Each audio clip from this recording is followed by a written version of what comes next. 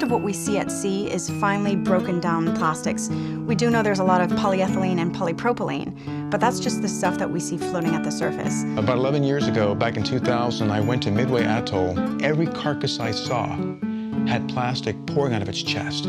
Cigarette lighters. There were a toothbrush. Here's a shotgun shell. All of this stuff I pulled out of bird skeletons. And it struck me as deeply wrong, because I realized that this comes from my community. I use these products. This got me emotionally attached to the issue. I had to do something. I couldn't walk away and do nothing.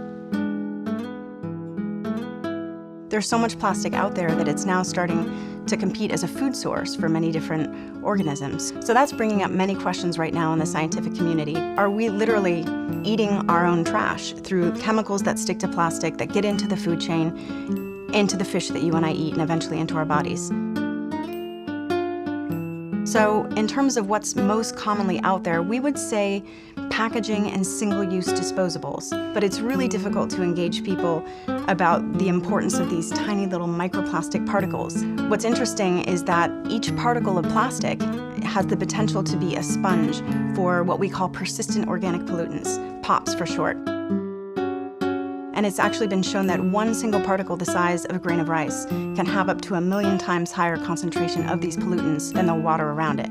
Toxins can desorb out of the plastic into the tissues and organs of the fish that are trying to eat those smaller fish. The toxins move up the food chain and they get more concentrated. And when you and I consume those bigger fish, the mahi-mahi, the tuna, what happens to us?